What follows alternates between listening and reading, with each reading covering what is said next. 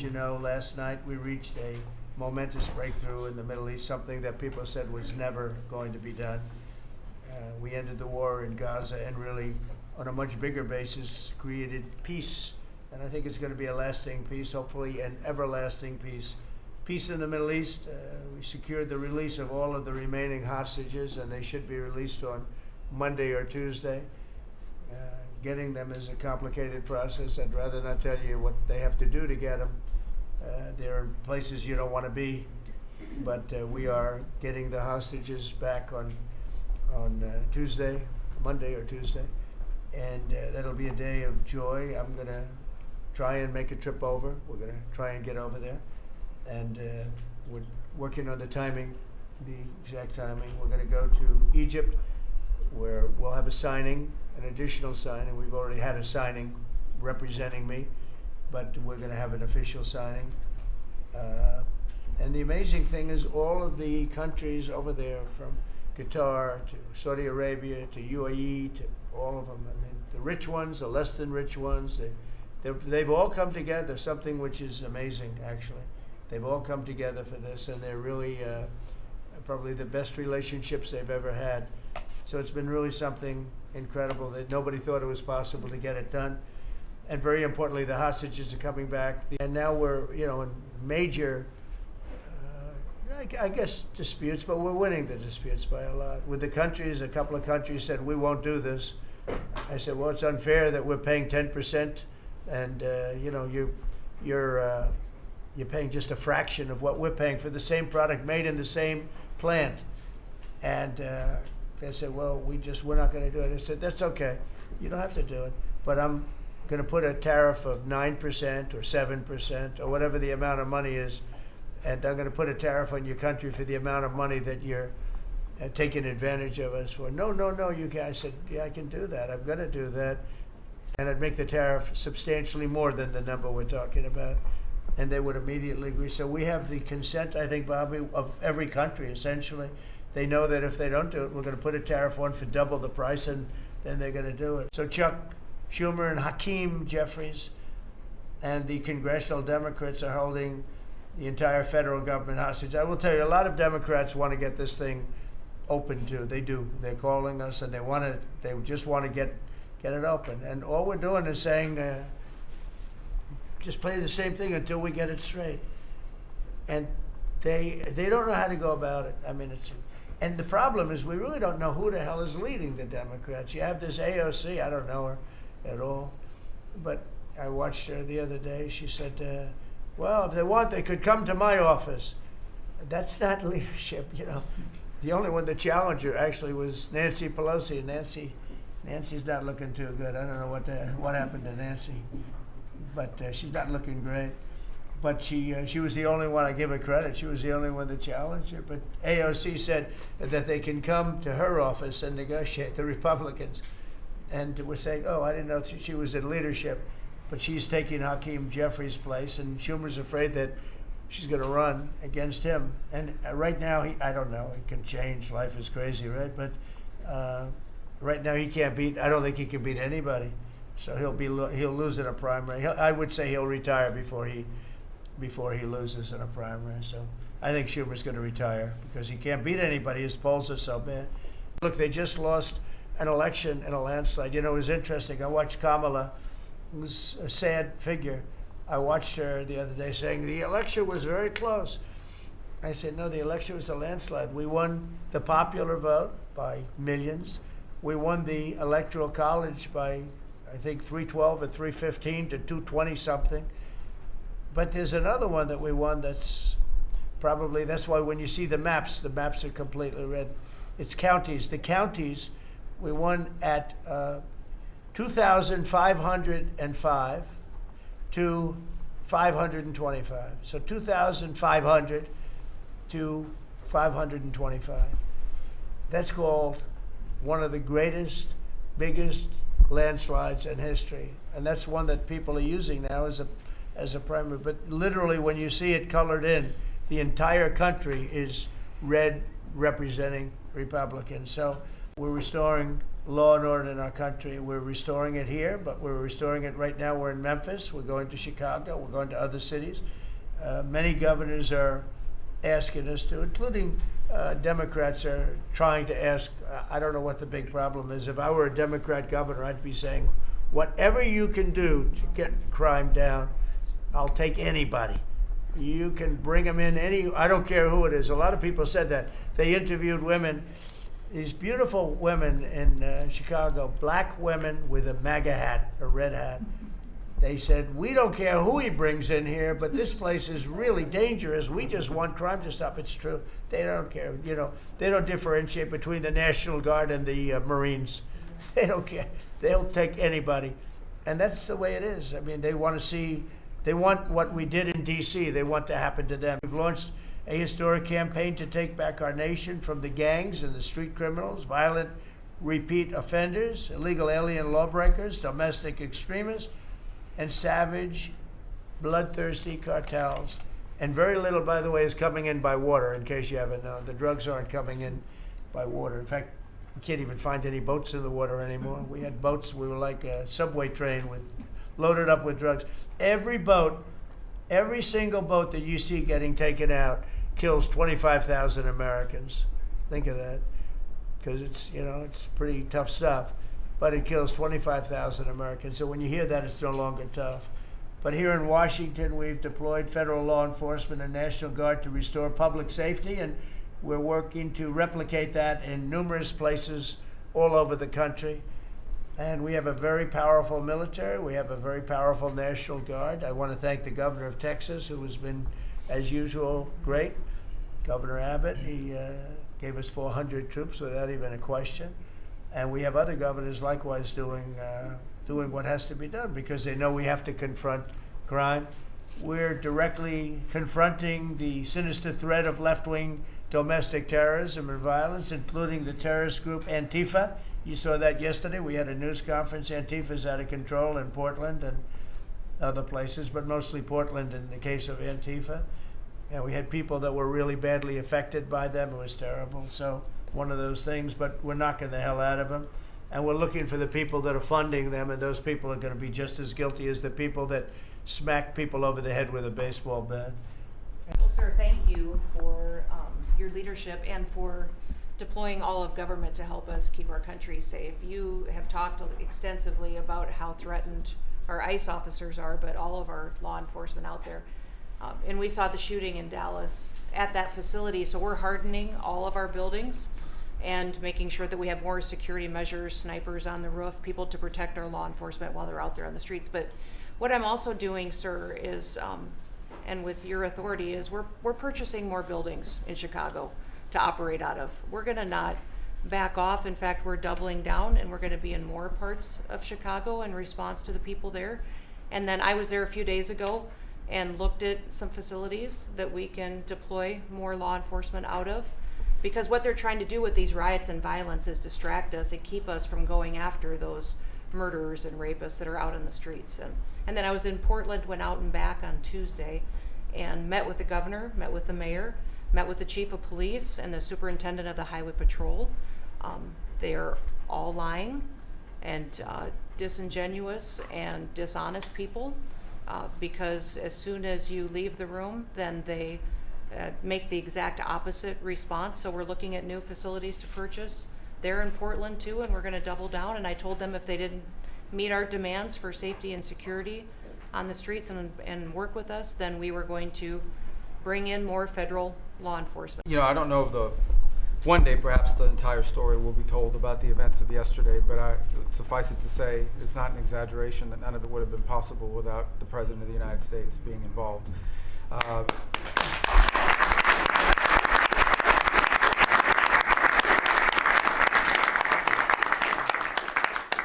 It really began with your trip to the Middle East, where these relationships were forged with partners in the region, personal relationships, close relationships that created the foundation where all of this was possible. Where I think this really took a turn. Remember, a month ago, no one thought this was possible.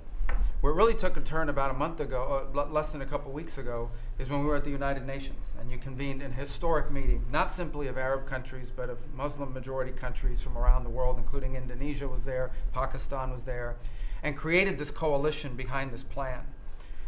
Then on that following Monday, you met with the Prime Minister of Israel here, and that plan was presented. And then, of course, our great negotiating team followed up on it. In the interim, again, perhaps the stories will be told, perhaps they will never be told. The president had some extraordinary phone calls and meetings that required a high degree of intensity and commitment and made this happen. And I think what's important to understand is that yesterday what happened was really a human story. There's a geopolitical aspect to it, there's no doubt about it. It creates the conditions for Gaza to one day be a normal place again and people to have a better life and Israelis to be safe. But yesterday was a human story. And because of the work you put in, and honestly, not only is there no other leader in the world that could have put this together, Mr. President, but frankly, I don't know of any American president in the modern era that could have made this possible because of the actions you have taken unrelated to this and because of who you are and what you've done and how you're viewed. And this weekend, because of that, at some point very soon, we are going to see 20 living human beings emerge from the darkness into the light for the first time in 2 years. And that is because not only were you used the credibility and the power and the prestige of this office and the relationships you created, and you committed yourself to making it happen. And I think it will go down as a historic moment in the history of our country and something our country should be very proud of, that we have a president that's committed to not just peace, but to the human aspect of reuniting these families. I mean, think of this. We have record numbers of recruitment. 1 year ago, there were stories, front page stories, that we couldn't get anybody to join the Army, Navy, Air Force, Marines, Coast Guard. My beautiful, I call it our beautiful Space Force. I love our Space Force. It's turned out to be very important. But we couldn't get anybody to join. Nobody wanted to join, including our police and fire. They didn't want to join anything. Recruitment was embarrassing. We couldn't get anybody. And now we're brimming. Now it's, and they're getting in based on merit now. A soldier's a soldier. They come in now based on merit, not based on woke stuff that anybody can qualify. You have to qualify for jobs. You have to qualify for certain types of jobs. And it's amazing. So we were embarrassed a year ago. Think of it, a little bit more than a year ago. I think it stopped on November 5th. I think it really started, this all started on November 5th, the election day. But now everybody wants to be in. We have an overabundance, and maybe we should raise it a little bit. I don't know. I like that idea, sir. But we could raise it. But we have so many people want to join, and they're proud of our country again. To follow up on that point, Mr. President, the Democrat or Schumer shutdown did not begin 8 or 9 days ago. It began 8 or 9 months ago with your inauguration. For the first time in American history, every Senate confirmed appointee who were our deputies to run our department, every one of them has been filibustered. One of the critical parts of my department is the National Nuclear Security Administration. It maintains, manufactures our nuclear weapons and our engines for nuclear submarines and nuclear aircraft carriers. We are a key supplier to Secretary of War Pete Hegseth. They filibustered, the Democrats filibustered the leader, the administrator of the National Nuclear Security Administration, would not let him come into my department until the Republicans 2 weeks ago changed the Senate rules so they could confirm him and we could have a leader. They filibustered the leadership, now they're filibustering the funding. In the next 6-7 days, we're going to run out of funding, and the retooling of our nuclear stockpile, the ultimate guarantor of our sovereignty, is going to be underfunded, and we're going to have to slow down and creep to a crawl these efforts. Just incredibly irresponsible for Schumer to worry about his own reelection and not the 340 million Americans that count on the efforts of our military and all of our departments. It's truly offensive, and we need to bring it to an end as soon as possible. Let's open the government back up. Mr. President, I'm glad you're getting bipartisan accolades on the Mideast peace agreement. You should also get bipartisan accolades on the MFN agreement. It is a historic agreement that's going to benefit every hardworking American. It's going to lower the price of drugs for every American. By the time this administration is over, we will have 95% of the drugs in this country will be the lowest price in the world. It immediately begins to affect Medicaid, Medicare, Social Security, the other government programs. I remember when I went through the confirmation process, and the principal preoccupation of the Democrats during that process was whether I would continue the IRA negotiations on drugs. The Democrats negotiated 10 drugs. I'm supposed to negotiate every year 15. The 10 that they negotiated, they claimed to get a 22% reduction, but it was a lie. It was 22% under the list price, which was actually higher than the price we were getting. So Medicaid, Medicare ended up paying more for those drugs than they were paying beforehand. They only got a benefit on one drug. One was tied. 8 of them were lower. So they should be applauding what we're doing now. We're doing something that every administration, Democrat and Republican, has been saying that it was going to do for decades, and you got it done because you understood the power of the tariffs, that we had leverage over these companies. And you did it in a way which you asked us to do, to negotiate in a way that was not going to stifle innovation, that was going to make sure that those companies could bring their production home, and they are doing that. And it was a profound success. It will affect every American for 100 years. And you should be getting bipartisan accolades on that. I'll say one other thing about Tylenol, only because of this. This morning before I came in here, somebody showed me a TikTok video of a pregnant woman at 8 months pregnant. She is an associate professor at the Columbia Medical School. And she is saying F Trump and gobbling Tylenol with her baby in her placenta. And the level of Trump derangement syndrome has now left political landscapes, and it is now in the realm of pathology. And a mother could overwhelm millions of years of maternal instinct to put her baby at risk. And all you have to do is look at the studies which you and I talked about. It's not dispositive that causes autism, but it is so suggestive that anybody who takes this stuff during pregnancy, unless they have to, is irresponsible. There are 15 rodent studies. Every one of them shows if you give it to the mother, the babies, and particularly the male babies, have profound neurological and behavioral changes. There is a study from Johns Hopkins on cord blood where they divided women into 3 categories: those who had the least acetaminophen in their cord blood, and those who had the most. The ones with the most had 3.6 times the rate of autism in their children. The middle category had 2.2 times, so it's a dose-related response. And there are dozens of studies that show the countries that use the most have the highest level of autism. Cuba has the lowest level in the world of acetaminophen use, and it has the lowest autism rate in the world. So this is not dispositive. It is not proof. We're doing the studies to make the proof.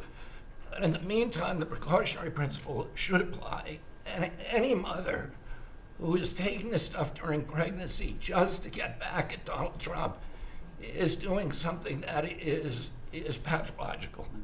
And we're seeing that across the board. Could you just say, for the record, state what the autism was, let's say, 20 years ago and what it is today? 1970, the largest epidemiological study in history was performed. 900,000 kids were looked at. They were looking for autism in Wisconsin children. They looked at every child in Wisconsin who was 8 years old. They found an autism rate of 0.7 per 10,000. So almost close to 1 in 20,000, less than 1 in 10,000. Today, the autism rates are nationally 1 in 31, but it's actually much worse than that because California, which has the best collection system, reports an autism rate of 1 in every 19 children, 1 in every 12.5 boys. This is a national security issue. There is nothing more important, and I'm grateful to you, Mr. President, because you know the flack that you take for even talking about this issue. You've shown courage and you've shown leadership, and I can't thank you enough for letting me do this work. So think of that, 1 in 20,000, and now it's 1 in 12 for boys, 1 in 18, 19 for girls. So obviously there's something that's artificially, I think, induced, something, whether it's the vaccines in terms of these massive vaccines that are twice the size of a jar like that, of a glass of water like that, I mean, into a baby's body. And I've suggested get them in doses, get them in, maybe 20%, 30%, but smaller, not such a big. I think, that. Then we had certain recommendations, the MMR, take them separately. The measles is already separate now, and it works out much better, but there doesn't seem to be any impact if you take it separately. If you take it as a combination, it's not so great. And some other things, but I would say don't take Tylenol if you're pregnant, and when the baby is born, don't give it Tylenol. If you can avoid it at all, just don't give it Tylenol. I'll say Really, this what also. do you have to lose? You really don't have much to lose. Yeah, go ahead. There's also there's many other confirmation studies. There's 2 studies that show children who are circumcised early have double the rate of autism. And it's highly likely because they're given Tylenol.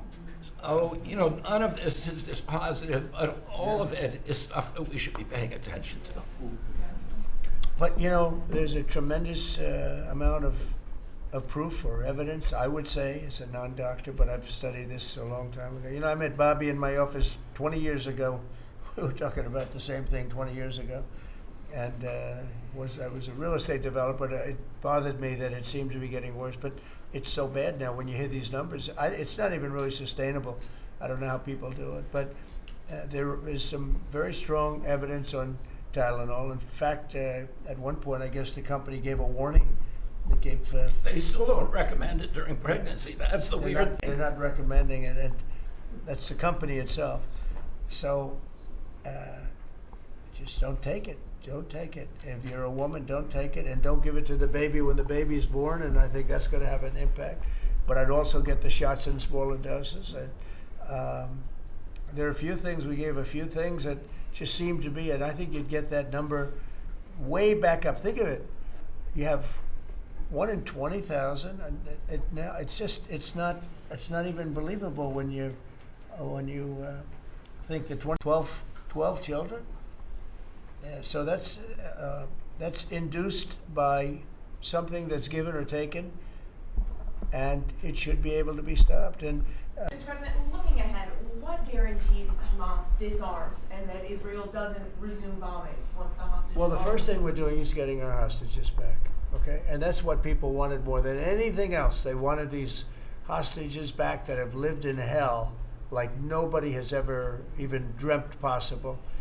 And after that, we'll see. But they've agreed to things, and I think it's going to move along pretty well. I'm not going to talk about that because you sort of know what phase 2 is, but there will be disarming, there will be pullbacks, there will be a lot of things that are happening. I gave you a whole list of 22 different things that will take place. And I think it'll take place, and I think you're going to end up with peace in the Middle East. But we have to get our hostages back. And we weren't going to do it at the end. We're going to do it at the beginning. We said we want them at the beginning. We're not doing it. We got the hostages back. We did, as a group with Steve and Jared and Marco and me and all of us. We got the hostages back. We got many of them back. Many, unfortunately, were dead. But we got many back that are now living with their families, with their parents in many cases, and with their husbands, families, wives. Many of them, they celebrate all over. They're the ones that are celebrating the loudest. They're all over. There are a lot of them that we got out. But the last 20, and I always said the last ones are going to be the most difficult. But it's been a very big deal getting the hostages out. But the rest is going to take place too. And can you promise Palestinians they will be able to stay? Well, they know exactly what we're doing. We're going to create something where people can live. You can't live right now in Gaza. The place it's a horrible situation. Nobody's ever seen anything like it. So yeah, we're going to create better conditions for people. Can I ask you about the China? You're meeting with President Xi. The Chinese have now set to put in new export controls on rare earth minerals, and they've stopped buying soybeans from the U.S. What do you hope to get out of that meeting now? with President Xi. What is the plan to help farmers? Is it direct checks? Is it tax? Have you sorted that out yet? Well, what happens with soybeans is we're going to see more and more, I think, opening up. And part of the reason that we'll be he's got things that he wants to discuss with me, and I have things that I want to discuss with him. And one of the things is soybeans. I had a great deal with China where they would buy $50 billion worth of our farm product and manufacturing and other things, but farm product. And it was going along well. Then when the election turned out to be a rigged election and we had the wrong guy get in there, he didn't do anything about it. I used to call up President Xi every 2 weeks, or I'd call up people in China, say, you got to keep going, you're not buying the amount that you agreed to. And this went on for, ever since we signed the agreement. It was a great agreement. So they used to do 15 billion, and I got it up to 50 billion, 50, and it was great. Then when Biden got in, they just never adhered to the agreement, and nobody in Biden's group, as you can imagine, did anything about it. So it just sat there for 4 years, and they didn't adhere to the agreement. And we, it's hard to go back after 4 years of nobody calling them, but I used to call them every 2 weeks. I'd say, you're a little low, or I appreciate it. Oftentimes I'd say, thank you very much. You are totally adhering to the agreement. But we had an agreement, they would buy $50 billion worth of our product, mostly farm product. And remember I said to the farmers, buy larger tractors and more land. And that's exactly what happened. They did well.